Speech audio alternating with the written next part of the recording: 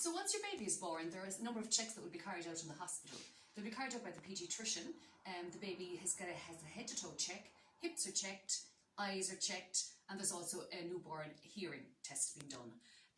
Your newborn neonatal screening may also be done in the hospital, or it may be done at home, depending on when you come home, because this has to be done on day 4. And if the newborn screening is to be done in the community, it'll be done by your public health nurse at home. But I'd imagine that people are going to be discharged a lot quicker now because of in the current climate, so you will be home a lot sooner. So the most important thing for going home is that you have your car seat, you have the appropriate car seat, a rear-facing car seat, and that it is fitted correctly. Once you are home then, your public health nurse will be notified of your discharge, so she will make contact with you as soon as she hears that you're at home and organise a home visit. So we call this the primary visit. It's the first visit, and it's when you will meet your public health nurse. It's the foundation for your relationship with your public health nurse. She will be your support in the community. She will see you quite regularly. It usually would have seen you quite regularly, but because of the current climate, a lot of that source might be through the telephone. So safe sleep is basically how you put your baby to sleep and how you protect your baby while they are sleeping. So what we do is, we just imagine that this is the cot. So the baby is lying on their back, okay? Now there is a thing called plagiocephaly. I'll just mention it. It's just sometimes the shape of the baby's head is a little bit off, and that can happen because all the babies spend most of their time on their backs. Now they're in the car seat or they're in the cots. So what might alleviate this is if you just twist the baby's head to the left for the sleep, and then the next time you put them down, maybe just twist the little baby, they're lying a little bit to the right, but always on their back. So their toes are at the very end of the cot, as opposed to the head at the top of the cot. We use what we call a cellular blanket. These blankets are much more beneficial to your baby than the fleecy blanket. So this blanket has holes in it, as you can see. So basically it has two functions. First of all, air can circulate through, so it helps to maintain the baby's temperature. And secondly, if the baby does pull it up over their little face, that they can actually still breathe through it. So it's the safest blanket to use for baby, and the one that must be used all the time. So room temperature, very, very important. The optimum room temperature is between 18 and 20 degrees. If the room temperature is at 18 degrees, then your baby just wears their baby grow, vest, baby grow, little cardigan, no hat. The baby must never wear a hat, because they can overheat with a hat, because that's where they lose most of their heat. Is the largest circumference in their body is their head, so they actually lose all their heat through their head. So no hats, your cardigan, your baby grow, and your little cellular blanket. And what we say, if the temperature is 18 degrees, it's 1 to 2 layers of blankets. So if this blanket is folded over twice, that becomes 2 layers. So if the temperature falls, what you just do is add a layer. So just put 1 more layer on over your baby. And if the temperature rises, you just remove a layer. So that's just very important. Room temperature is extremely important. The other thing then as well, if babies, their hands and their feet are always going to be cold, so don't be alarmed. That isn't an indication of their temperature at all.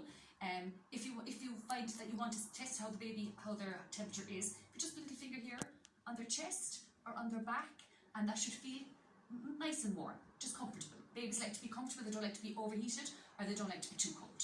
The other thing I think is so important that I need to mention at this stage is that the whole likelihood of postnatal depression, that it is something that women do suffer from. It's nothing to be ashamed of. It's a normal occurrence, particularly in this current climate. We're all going to be a little bit more anxious. So just to identify the difference between that, I suppose, and postnatal depression and what we normally have, which is baby blues.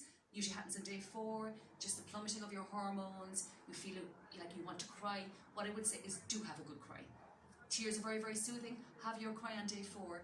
But if it's prolonging, if you find that it's every day, that you just can't enjoy your baby the way you'd like to enjoy your baby, that your anxiety levels are that bit higher than what you would like them to be, then the most important thing is to use your resources again. Number 1, talk to your partner. But most importantly, get the medical help, professional help. So I would say either ring your public health nurse, ring your midwife, ring your GP, really get help. And the sooner you get help, the better the outcome, and then you'll be able to go back to enjoying your baby again. So just nothing to be ashamed of. It's very, very common. Just be careful. Now, just the best time to breastfeed a baby is immediately after delivery, or in the first hour after having your baby. So if there's ever an important time to breastfeed, it probably is now with COVID-19. I'll just list through some of the properties or the advantages of breastfeeding. A lot of these we know. Obviously it's free, it's available at the right temperature. Breast milk, if your baby was born at 34 weeks, is perfect for your baby at 34 weeks. It changes again. The milk is different at 37 weeks and it's different at 6 weeks old, whereas formula milk will always stay the same. So it's very important. It's free, it's freely available, and it's always at the right temperature. This is kind of what we were saying, it's just species specific. It's just more that we're also going to say cow's milk is for calves, human milk is for babies. So I suppose, again, it's nature's way. We were always meant to breastfeed and feed our babies, and we're well able to feed our babies ourselves. Culturally, it's not done, I suppose, as much in Ireland, and that's for lots of reasons. Maybe our mums didn't do it, our sisters didn't do it, our friends maybe haven't been doing it, but it is increasing. And I said, look, maybe just give it a go. You know, every breastfeed makes a difference. I know we've had some women in class that would have said maybe something like, I thought if you only did it for a week it wouldn't matter, but that is not the case. You know, it's just, as at every feed, just give it a go. If you can do it for a week, fantastic. They're getting the colostrum, which is the first milk, which is absolutely packed with immunoglobulins and antibodies, which really protect the baby's health. So if you can do it for a week, fantastic. If you can do it for 2, better again. So look, day by day, just give it a go. Think about it this time. It reduces infection, as I said about the antibodies. They're passed over into the baby. Babies that are breastfed are much less likely to get diarrhea, gastroenteritis, ear infections, kidney infections. They're little digestive tracts. Breast milk is full of what we call this sugar, but it's like a probiotic. It lines the gut and actually prevents baby from getting infection as well. Or if they do get infection, it's much less than a baby that was formula fed. So it's a fantastic breastfeeding for reducing infection. It's kind of funny when it reduces fat, but it does. Women that breastfeed burn between 200 and 500 calories a day. That's maybe a 10-kilometre jog if you're talking about 500 calories. So it reduces fat in women. It helps you get back to your pre-pregnant state much quicker. Cot death, Eilish mentioned that earlier as well. Women that breastfeed their babies are much less likely to get cot death, and the longer you feed, the less likely that is. So that's another very, I suppose, important reason to breastfeed. Again, for women, breastfeeding reduces the risk of cancer, breast cancer and cervical cancer. So there are two, again, big reasons to consider breastfeeding long term. I suppose we're bonding there, but look, to be fair, bonding, breast or bottle feeding, you're going to bond with your baby as long as whatever you do, you're holding your baby close, and as Alicia mentioned earlier, you're talking to your baby and you're stimulating your baby. But I'll just put one up there. So look, I suppose I would just say in these times, give it a go. Is that every feed makes a difference, and it is a wonderful experience. Now I will say, if you're serious about it, there is a bit of work involved. It's not the same as formula feeding. You will feed your baby more frequently. Breastfed babies should be fed probably every 2 hours, every hour and a half, 2 hours, 2.5 hours, compared to formula fed babies. But just think of all the advantages of it. And I would say, just if you can remember 3 things, I would say early feeding. So that first hour after baby is born, on your chest and you're doing skin to skin. So early feeding. I would say frequent feeding. As I said, you would be feeding 8 to 12 times in a 24-hour period. And the other thing is effective feeding. So just get that little bit of help when you're inside in the hospital. Maybe ask for the support of a lactation consultant, that you would actually learn the correct kind of latch, so that when the baby's on, the baby's feeding effectively. So look, if you can remember those 3 things, and look, ladies, I would say just give it a go. So at the end of the class that we hold here in St Mary's, we always have a bit of fun with the partners, the couples that are with us, and we always have this little bag of tricks. So what we do is we take out different things, or they pull out different things, and we kind of say, okay, what can you do for mum? What can you do for in labour? So one of the things you put out, obviously the car seat. The car seat is something that needs to be sorted before you come home. So that's kind of a job that can be done by the partner. This is the Spotify. Obviously, if Susan was talking about earlier how important that is to maybe get your own music mix if you like music, and bring that into the hospital. So that's something you could do. The other thing then we pull out would be, these are just compresses. They're always handy to have, multi-mom compresses for breastfeeding, just in case the nipples get a little bit sore, or maybe you can have lanolin cream as well.